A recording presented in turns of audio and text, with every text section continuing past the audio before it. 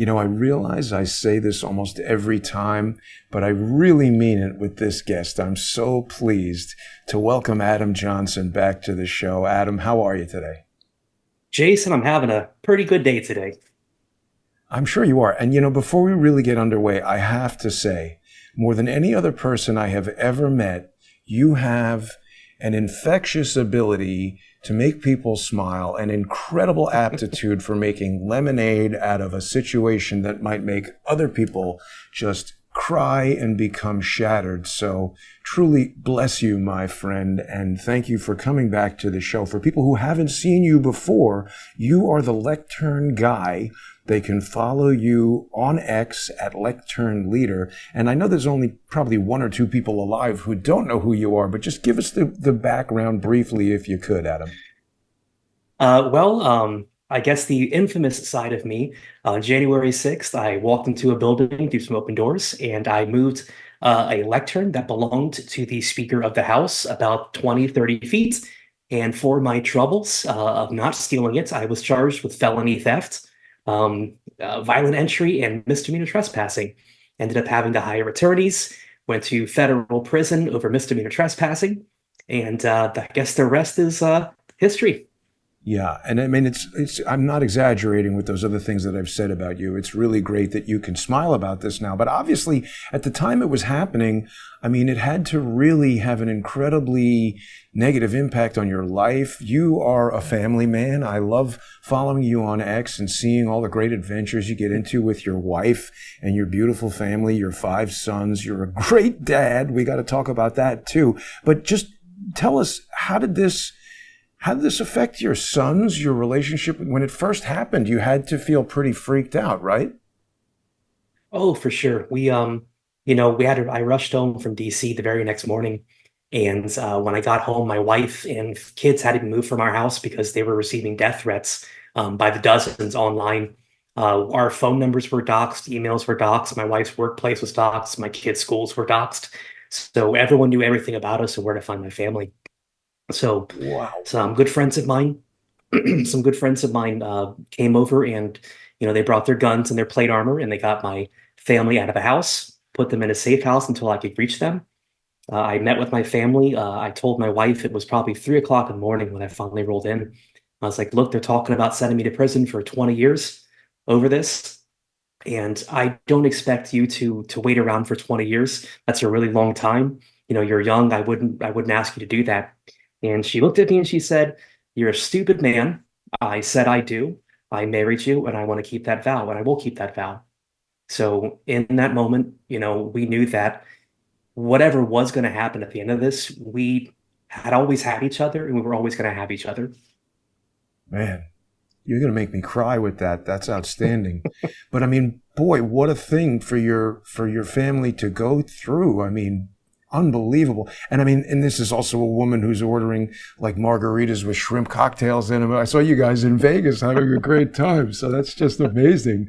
But boy, the guns, I mean, this is really, let me take a step back here because what you've just described is also an incredibly dangerous situation. I mean, we know we have these insane Antifa people who, the press starts putting out that you're doing an insurrection and this is, an attack on democracy and whatever. And who knows what could have happened? I mean, you weren't overreacting, I don't think, to have people come over with guns. I don't think we were either. We had letters come in for almost a year, like handwritten letters to our address. So I mean, I've got stacks of them in my closet.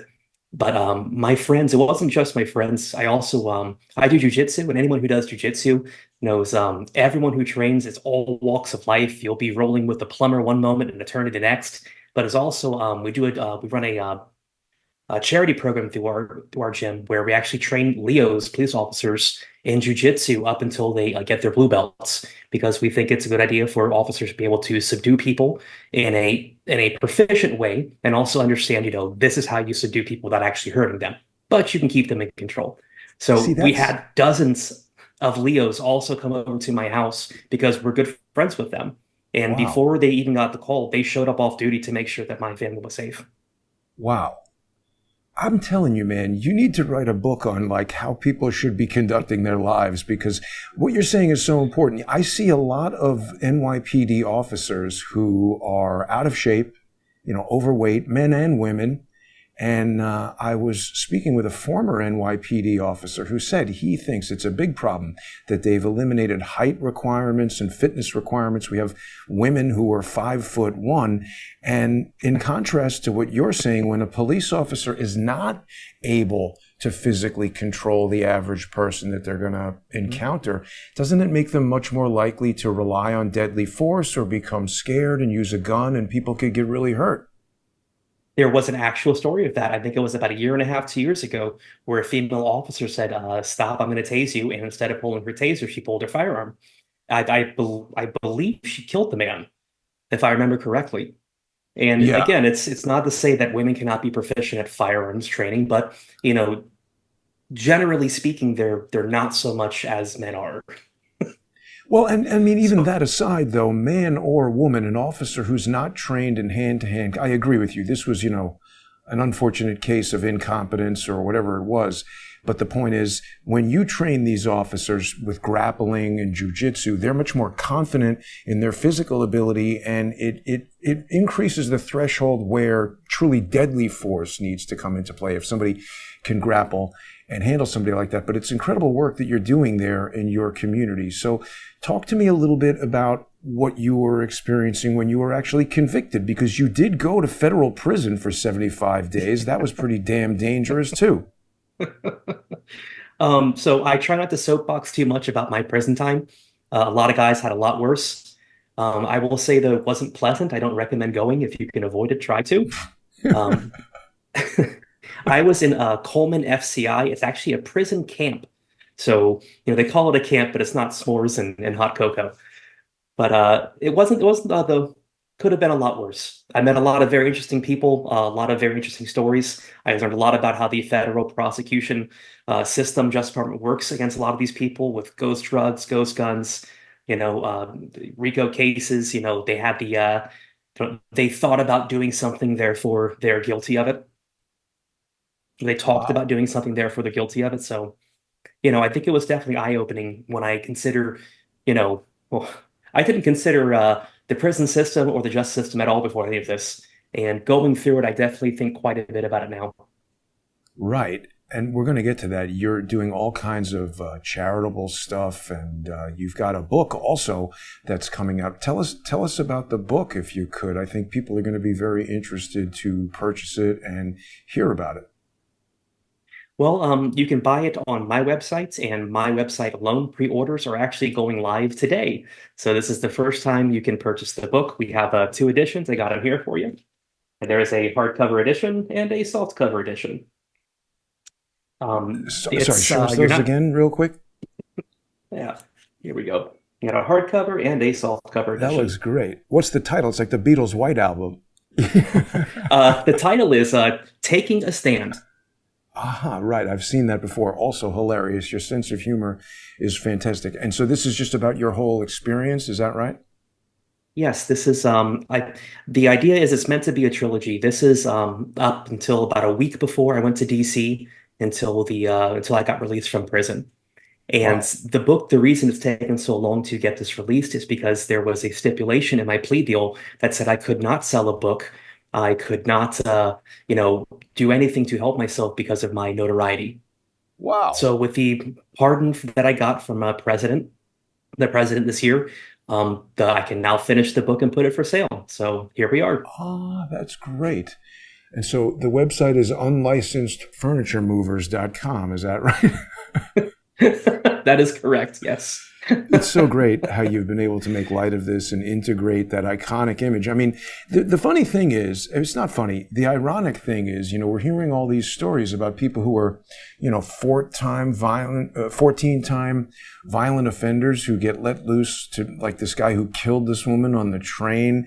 And here you are. I mean, let's be real. You've basically taken one of the most hilarious Instagram photos anybody ever took is really the crux of the violation there. You know, a lot of people, I think including you, were basically let into the building, led in there by the police.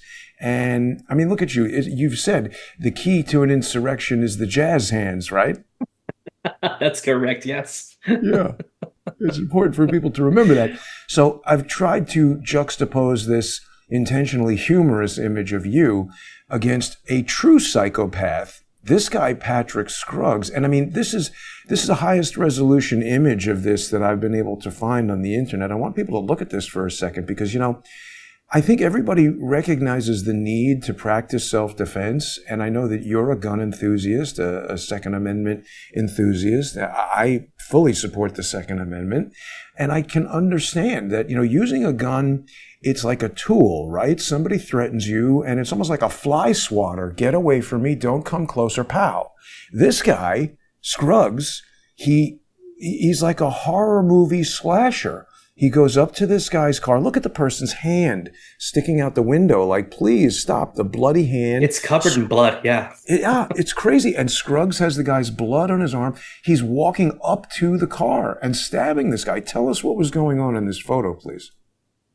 So during this photo, the trial is ongoing, so I can talk about it as far as, details that have been covered. Um, there was an incident with Howard Franklin Bridge, and I want to say it was September of 2023, so it's been almost 2 years now. And a driver passed out in his vehicle. When a motorist came to wake him up, the driver who was passed out in his vehicle woke up, put his gas on, and then hit Patrick Scruggs' vehicle in front of him. Patrick Scruggs was my initial prosecutor for January 6th out of Tampa, Florida. That's why the story is important to me. Patrick Scruggs then proceeded to exit his vehicle, taking a knife with him initially. So you understand the motive of this man. He took a knife with him, did not check to see if the driver was okay. The idea was, I'm taking this knife because I may need to use it, or I want to use it. Right. He breaks the window out of the driver who struck his car and stabs him repeatedly. This is on video from two different people, both angles, from front and behind. I've seen these in court. When someone approached him to say, hey, stop stabbing him, Patrick then turned around and threatened to stab the person trying to help the victim.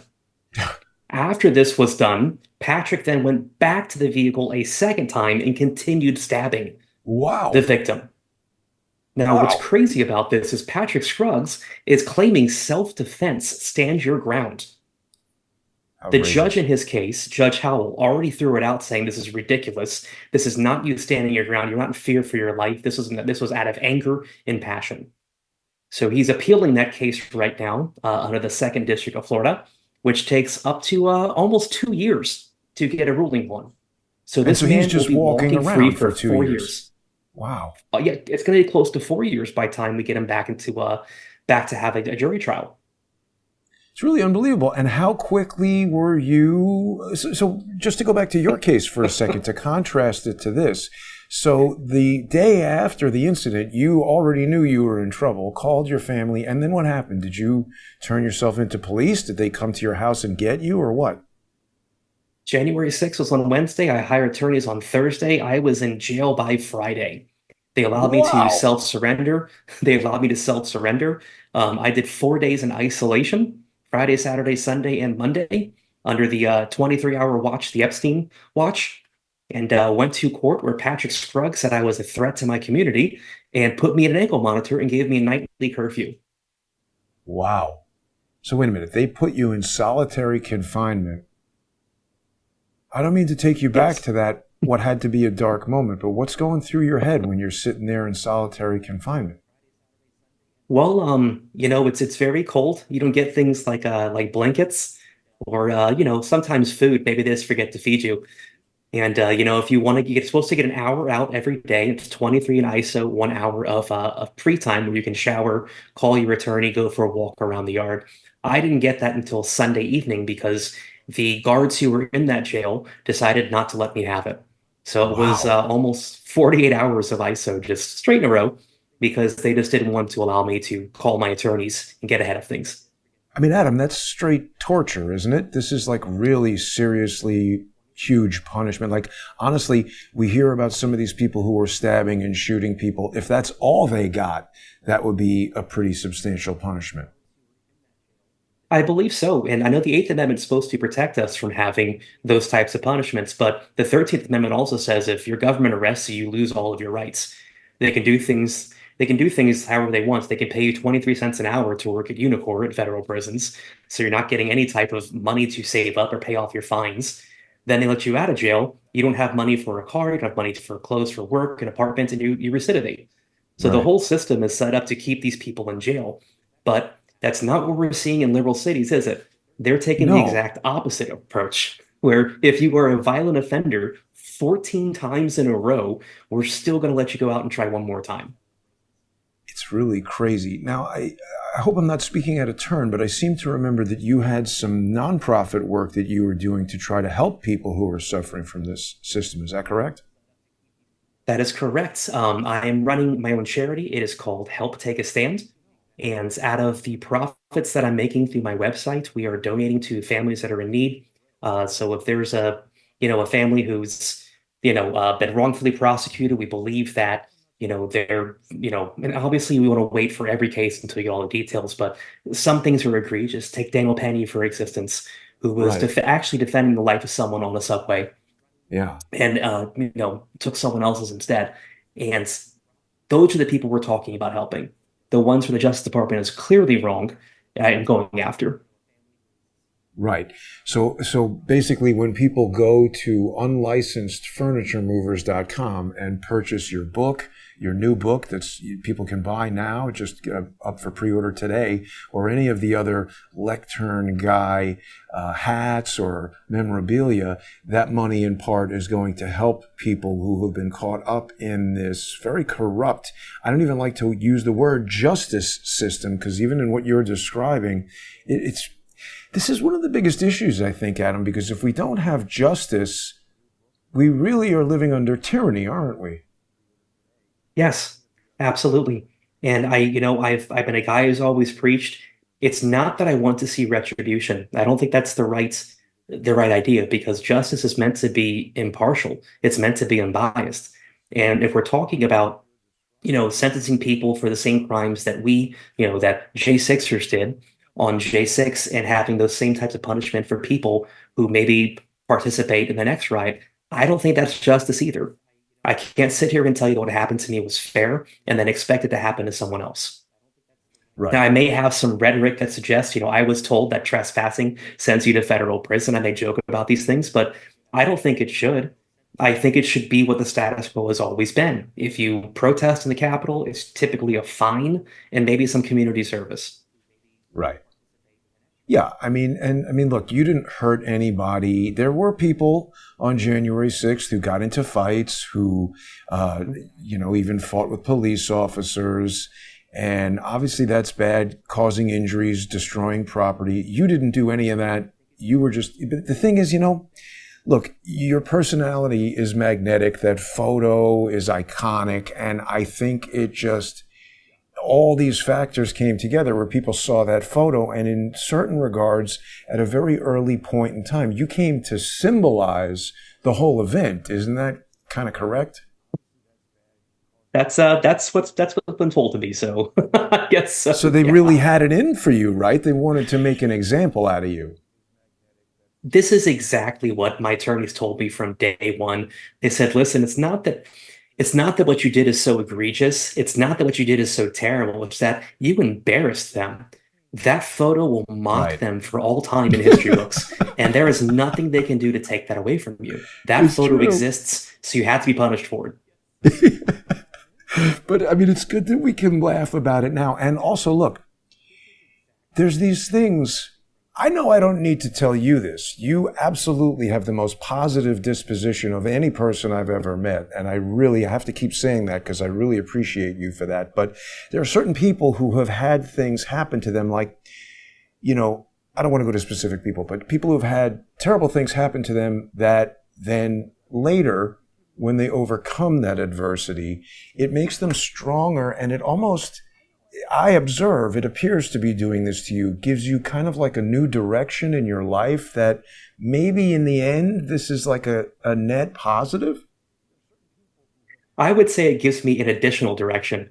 I'm still doing all the same things that happened before. I'm still, happily married, raising kids, making food and doing woodworking projects. But additionally, what it's done is it's given me a voice. And when we were first going through this, we wondered whether we would speak up when we were done. We wondered if we would, come back into the fray and continue to talk. And after what we went through, we realized we didn't just have a responsibility to do it for those that were still suffering in prison.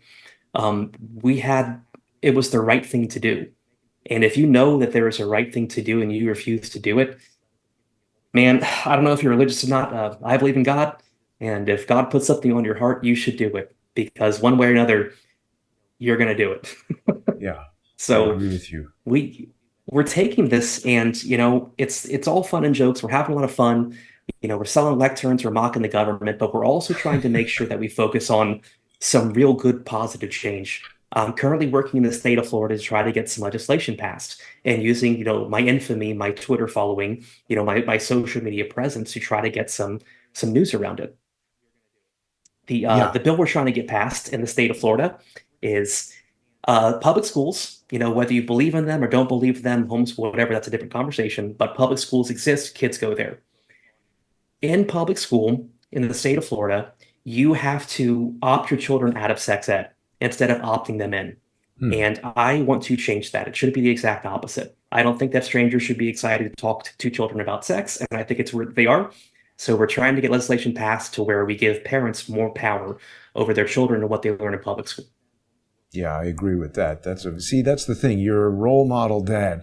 I mean, so many things about your life that I think are instructive to all kinds of different people. That's a great uh, subject that you're fighting for right there. But you also just mentioned, not to move off of that, because that's extremely important, and Okay. I want people to understand that you're doing that. But forgive me for this, but I'm so excited by your food as well. We have to talk about that. You post amazing images of fantastic things that you cook. It's just, I mean, I presume you've got to be working on a cookbook now. I am actually. So now that the first book is done, we are talking about releasing a cookbook, if time allows, in February or March next year.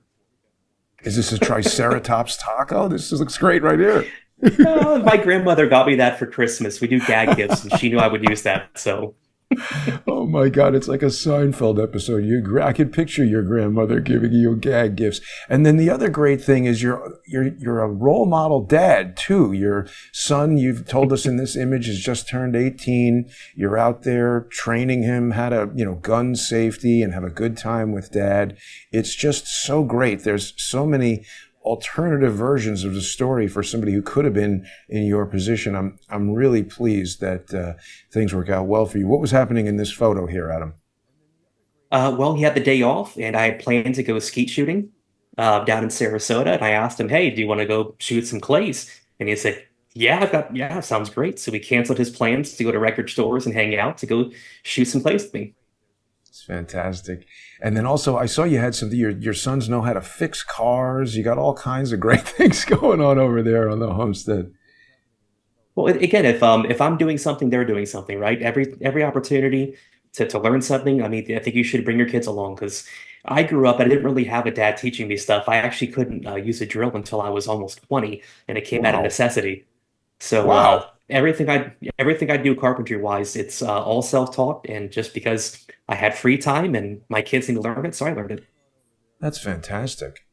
So just to take us back to our topic of two-tiered justice, obviously a lot of people have been talking about this horrible murder that took place on the train there in North Carolina.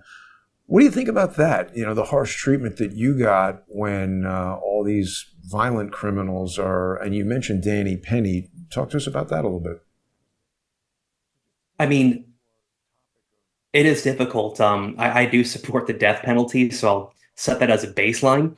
Um, we have a handful of judges, and I say handful, I mean hundreds of judges at state levels and federal levels that are just abusing the justice system to basically just support whatever views they have of the world.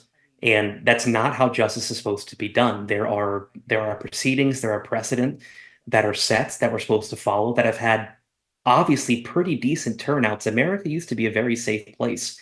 And a lot of these judges, they're newer. They went through the newer college era of, socialism and the industrial prison complex is why everything is so terrible for the underprivileged communities. And while a modicum of that may be true, and maybe over policing may be true, a modicum, it keeps the rest of us safe. If you go to the places where crime exists at a higher prevalence and you monitor those places, you see a reduction in crime. This is not rocket science. This is just the way things have always been done, and it has produced better results than what we're seeing now. Because every day now we see someone else is being murdered Oh in yeah. a vicious, horrible way. And whether it's a Yeah. product of Biden's, non-existent border or a product of rogue judges not keeping these people locked up who are violent threats to their community, it's happening regardless. So something needs to be done by it. I absolutely agree with everything you're saying there. And I will give you a little bit more on that as well. I don't know if you saw this post that I had on X earlier today, but this judge, Teresa Stokes, who is the most recent judge to let this guy go, she's actually my age, class of 1990 from Cooley Law School. She's not a member of the bar in the state where she's a judge, but that's actually just a minor technicality. She is a lawyer. The issue is she's the proprietor of a 501c3 nonprofit that in 2023 had gross receipts of $620,000, and her salary is $69,000. She purports to work there 40 hours a week, which I'm not sure how she can do that, being that this thing is in Lansing, Michigan, and she is a judge in North Carolina. Additionally, this Pinnacle Recovery Group lost its tax-exempt status. It was revoked in 2020. So there seem to be a number of legal deficiencies with this thing. It runs kind of like I don't know what you would call it, like a recovery. It's kind of like a hostel where I guess drug addicted people go there or they're trying to get off of their addictions. But there's a lot of shenanigans going on with some of these 501c3s. And we see so many attorneys general and judges and governors at the Federal Reserve who are getting involved in mortgage fraud and tax fraud and charity fraud. And I mean, again, it comes back to here you are basically taking a joke photo in protest, didn't hurt anybody, didn't steal hundreds of thousands of dollars from anybody, and you get solitary confinement and are faced with the very real prospect of the potential destruction of your family and your life. And these people are, buying Lamborghini SUVs and hanging out. Yeah, that seems to be what's going on at that level. It's look, man, everything's corrupt, and I could sit here and kvetch all day long about why it's corrupt and who's corrupt and Yiddish. like but at the end of the day, I mean, it really comes down to what are we going to do about it? What are we going to do about it? And I think it goes back to what we're doing right here. If I had to encapsulate that entire, 20-minute spiel into one solid idea, what we're doing here is what makes the difference.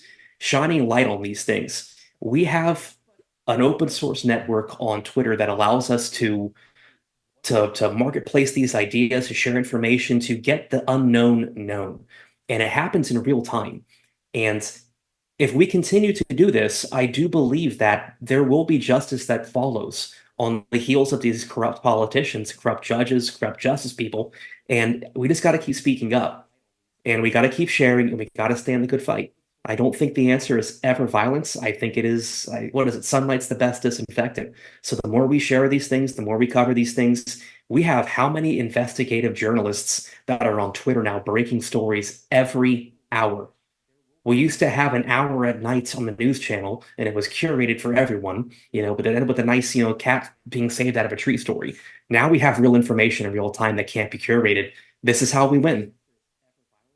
I agree with you. You're absolutely right. And this woman on the train, unfortunately, who was killed, is an example of exactly what you're talking about, because nobody Yep. was discussing it until it was really bubbled to the surface on X, and now it's gone up to the president of the United States, and finally, it does seem like there might be something to it. And also, I think it's important to add that what you're doing with this lawsuit in your town, people take action on a local level like that using the law.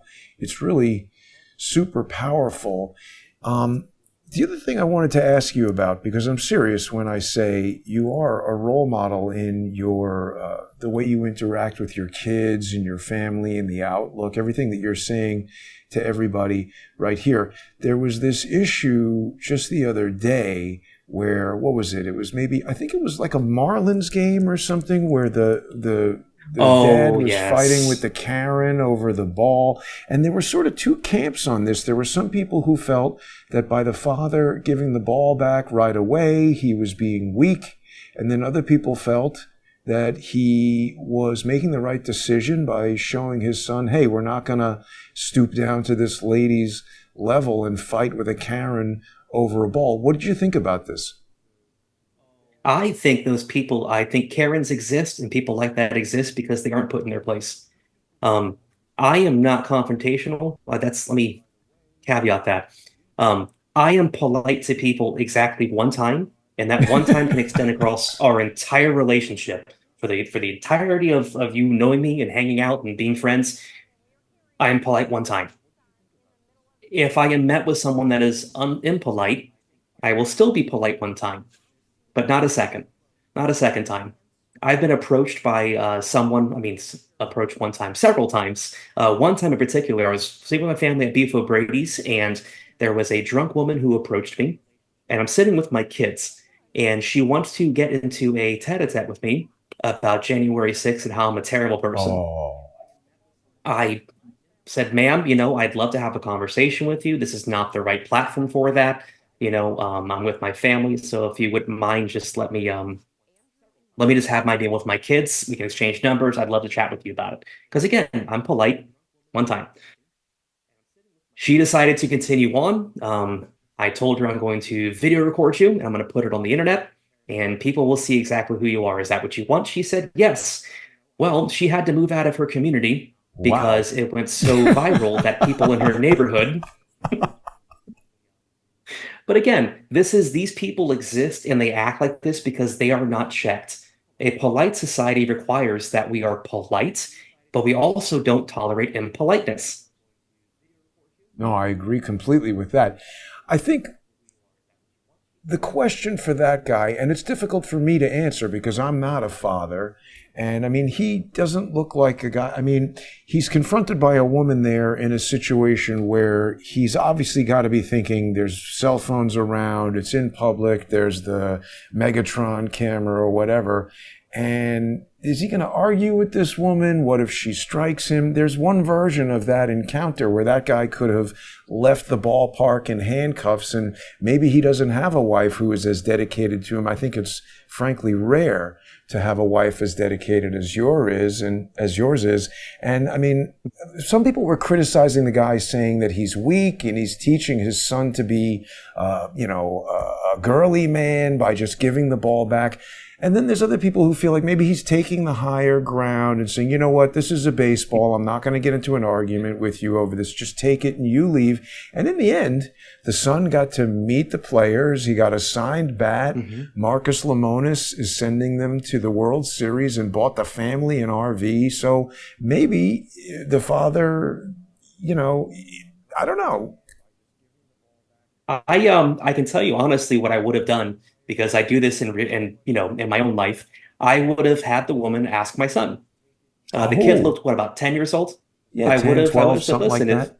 Yeah. uh-huh. I would have said, ma'am, well, the ball is in his hands. If you would like to talk to a child and demand that he give you the ball, my son is right here. Please continue the conversation with him.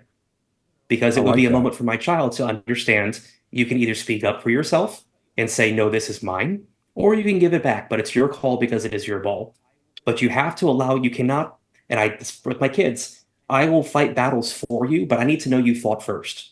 I need to know that you did all of the work up front to call me in to help fight your battle. So when we talk about public schools, we talk about teachers who maybe say some terrible things, do some terrible things. I always say, what have you done to resolve the issue first before you bring me in? So I would have asked my kids. I would have directed them to my kid. Man, that's You a can great talk to him. approach. Great approach. And I mean, you've obviously had 18 years of experience figuring out how to be a dad. It's really, you could write a book about that, man. You got a lot of good knowledge, Adam, I have to say. People should definitely visit unlicenssedmovers.com and purchase your book. Just give us a little bit of background. So this is sort of like the Lord of the Rings of the January 6th lectern borrowers. What are people going to find in this first installment here? This is I wrote it in such a way to where you're walking next to me. It's all been written by me. I did my own editing. I did my own formatting. So it's all my story. It's unedited. It's unabridged. It's you're taking a walk with me. It's very personal.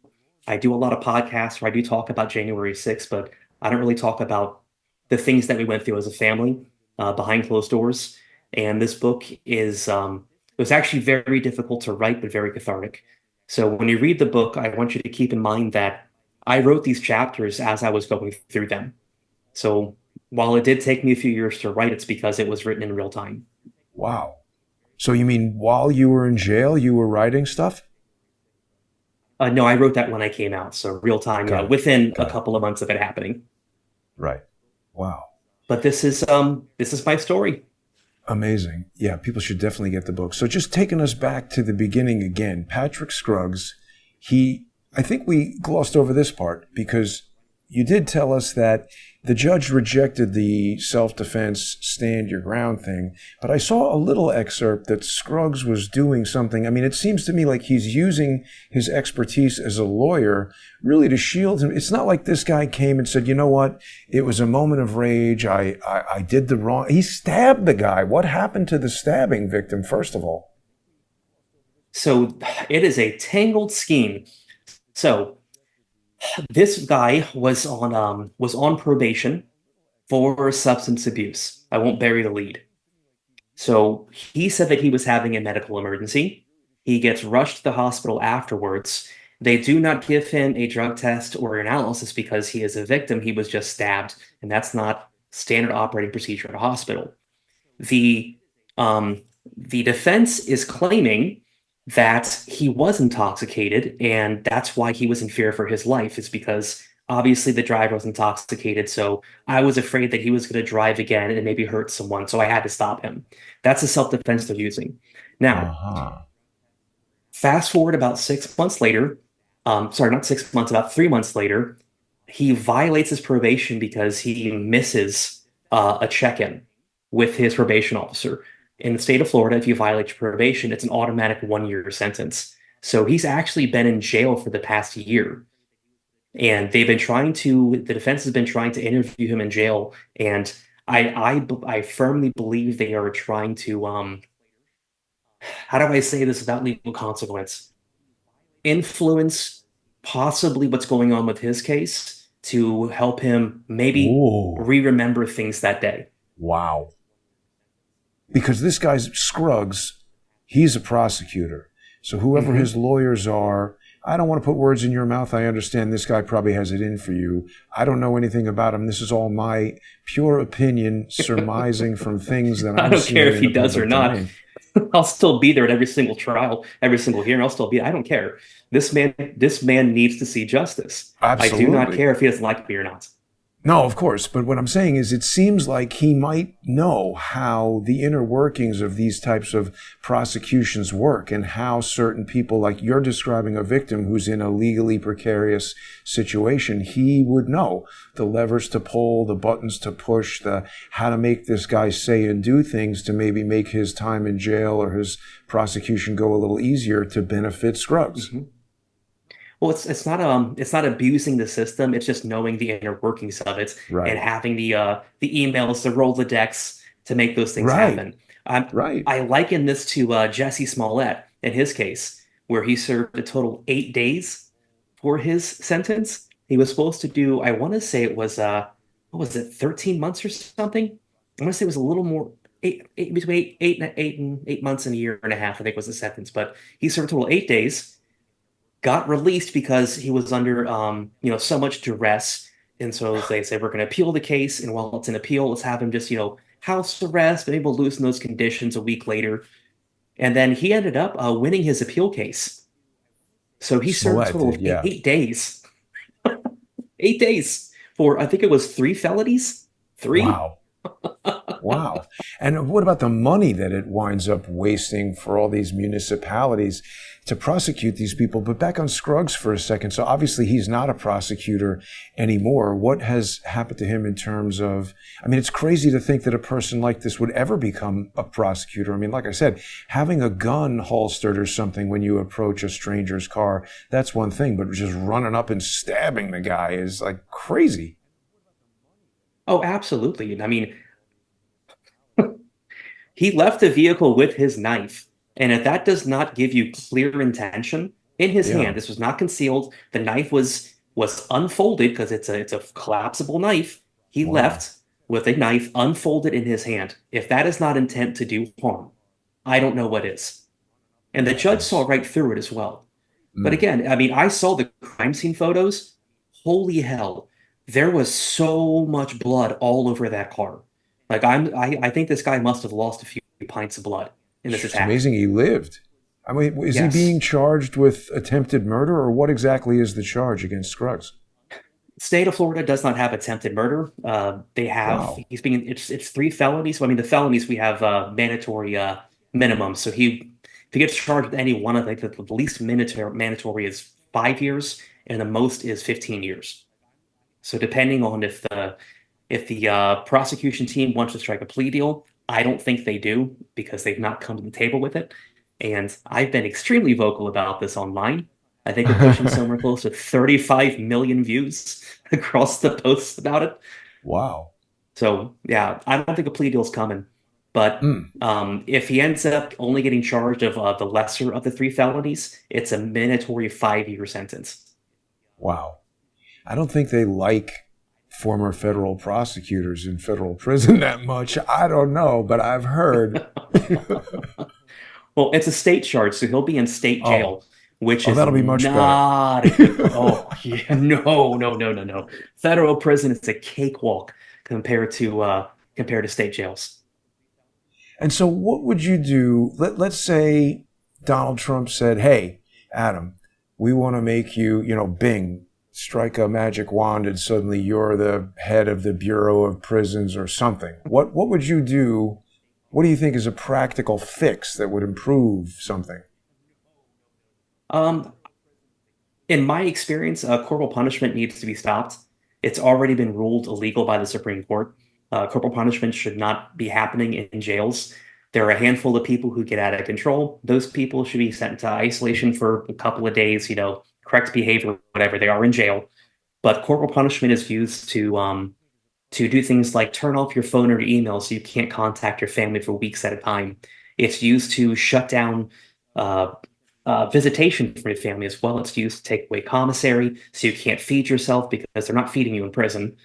Um, Diesel therapy would also be outlawed completely. We can't do diesel therapy anymore. If you file complaints against correctional officers, they do this thing called diesel therapy, where they will put you on a bus and they will bus you to a different prison states away. And then you will sit in isolation for a week while they book you in a new prison. And then they'll put you back on a bus and take you somewhere else. There are guys who had multiple year sentences that did a year of diesel therapy, where every 2 weeks Wow. they were bused to a different prison. So their family couldn't see them. And they barely got, any type of commissary, any type of reading material, nothing. So I think it's torture. I would Wow. also look into if you actually want to reduce recidivism, it's not keeping people out of jail. It's making sure when they do get out of jail, when their sentences are served, they have the means to buy an outfit, to go to an interview, have some type of certification, some jobs training. These are things that actually reduce recidivism. Unicor pays 23 cents to $1.12 an hour, which is slave wages. It's less than our migrant farmers are making. They need to make at least minimum wage. I don't want them to have access to that money. It needs to go to pay off child support, back child support. fines from the court, but it needs to go into a savings account. So when they leave, they can be prepared to get an apartment, afford transportation to go to work, and then get to work with some type of training they received in prison. And the reduction in savings that you would get from people having those things in prison, from violent criminals recidivating or going out and using again, is actually been shown to be very, very high statistically in countries who have participated in those things. It's funny, Unicor is this, it used to be called like, Prison Inc. or something, right? What was the original name of Unicor? I don't remember. I know that it was voted into office, I want to say in the 40s by Congress. I want to say it was in the 40s, and the largest benefactor of this is the Department of Defense. It's the largest Wow. largest buyer for Unicor. Yeah, and Dick Cheney was like the CEO of it or something. That's shocking. He, let's see, Unicor's Federal Prison Industries Inc. was the original name, established in 1934. I mean, isn't that crazy? That's like so RoboCop-ish to be like, Unicor, building a better future. Drop it. Boom, boom, boom, boom, boom, boom. I'm fine with work camps. I'm fine with these people getting monitored release to go pick crops. If we're going to go ahead and get rid of, all the illegals from coming here and, working for, $12 an hour throughout the day, I'd be happy paying $8 an hour to an inmate, get him some sun, and that kind of solves the problem. Right. Like, I think there are real solutions that we can do. And then when they get done, there's a job waiting for you. Yeah. No, These are I mean, solutions. absolutely. There is some way that this could work. Like here we see these guys are, maybe somebody learns how to work manufacturing clothing or fixing Hmm. vehicles, plumbing, construction, whatever. There's lots of ways. But see, it's interesting because when you were just talking to us about corporal punishment, I looked up like what are the guidelines for corporal punishment in federal prison, and it said it's illegal. So It is. obviously they're finding ways to do it, even though, talk about that for a second, because it's like it might be easy to find like, young, attractive people to work at Nobu, but not everybody wants to work in a prison. It's kind of a problem as well, isn't it? It is. I will say preface this with not every CO is a terrible person. A lot of them are just nine to fivers. They show up, they do their job, they go home. But there are those special cases who enjoy what they do, who enjoy doing things like going through your locker and throwing away all of your food, so you just don't eat for a week. And Wow. those type of people, I mean, they're again, I would say it's about 30% of the staff, at least at Coleman. But a lot of the other guys are actually really good, who know those things are going on, and they try to make sure that, the other CEOs don't do those types of things. And Man. Coleman alone, I mean, that is buried in controversy. It used to be a females prison camp. Did you know this? No, I didn't know anything about it. Tell us about that. Yeah, so this goes into the corporal punishment thing, so I'll make a nice little loop. Um, so it used to be a female prison camp, and the COs that were there were allegations from over a dozen women saying that the COs were forcing themselves on top of the women at night. And they were doing this by bringing in contraband for the women. They were kind of paying for things, bringing in phones, food, clothing, shoes, things like this. And big investigation happens. Bureau of Prisons started investigating. The investigation was closed in December of, I want to say it was 2022, 22, 23. No, this would have been, no, 2020. December of 2020, I think it was closed because one of the COs who was charged with this shot himself in the head in the parking lot. So Wow. guilty people typically don't do that. So the women's Whew. prison was shut down. All of the women were shipped out to other prisons, so the investigation could not continue. And they turned this into a men's prison camp next. Wow. Wow. Uh-huh. Confessed to rape and got away with it. Uh-huh. 2023. Uh-huh. Wow. Some of them Wow. still work there. Some Oh of my them God. still work there. Yeah. So um, full circle here. The corporal punishment is talking about these things, right? Women's prisons camps they had things like video conferencing with their families that could actually like get on a tablet and see their kids. They had emails, phone access, commissary access, microwaves, vending machines. I mean, it was actually a pretty nice facility for them. The men's prison, they took away the microwaves, they took away the vending machines, they took away video conferencing your family, and corporal punishment was then enforced where they would take away things like you can't call your family, you can't email your family, you can write your family, we're just not going to deliver it. Your family can write you, you're just not getting your mail. And they would do this Wow. because they would find one or two guys smoking cigarettes, and the entire camp was then shut on lockdown. Wow. Wow. But So were again, you're a you, prisoner, so yeah, of who course. cares? Man, wow. Adam, it's But just these are not insane. violent people. These are not violent people that I'm staying with. It was a prison camp. These are guys who did like corporate fraud, tax evasion, mail schemes. These are not violent people. These are just regular white collar crimes, and they're still being treated like you know that guy who murdered that woman on the Right. bus, 14-time violent offender. Well, except that he's not getting any of this. He's just allowed to ride the Nope. bus and randomly kill women. That really almost makes what you're describing, not almost, it makes it all that, makes it much worse to understand that this type of torture is happening to you and other people who, I'm sure there's people in there who have done crimes that deserve punishment, but really isolating people from society, it's got to be about keeping everybody else safe. I mean, I think if people are involved in, financial crimes, and in your case, let's call it a political, whatever it is, there's fines and other things that could be done that don't have to involve physical pain and torture and humiliation and starvation and things that could make you sick and permanently affect your life. It really is a twisted system. It is, and I do believe in, I think prisons, not a good thing, but I think it's a necessary thing for a polite society. So I'm not saying we should get rid of prisons. I'm not even saying we should release prisoners. It's not where I'm at, but we have to look at how we're addressing the crime and make sure that the punishment actually fits. And I think that we're getting away from that on all fronts. Yeah. No, that's the key right there, and I'm with you. It's justice. It's about justice. And I don't think justice, as you just said, I don't think justice would be abolishing prison or releasing people from prison or not enforcing misdemeanors. I think it's about the punishment suiting the crime. And that's the biggest issue that we're talking about today. And one of the biggest issues facing us in America here is that we've got Letitia James and Adam Schiff and all these powerful political figures who are stealing, millions and engaging in charity fraud and mortgage fraud and tax evasion. And then we've got murderers on the train or the bus or whatever was going on. And then just for kicks, they're throwing guys like you in jail and essentially torturing you and risking your life and your family's future. It's really very upsetting. I really want to thank you, Adam, for joining me today. And it's important that people who have listened to us and take to heart what you've been saying, go and visit unlicensed.furnituremovers.com, purchase the new book. Portions of the proceeds from this website go to a charity that will help people who have been wrongly imprisoned.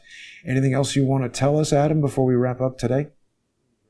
This is it. I mean, my take home message to everyone is, you may be going through something right now, a storm, but look at the people around you, because when that storm's over, the way you act, the person you are during that storm, you have to answer that when you're done.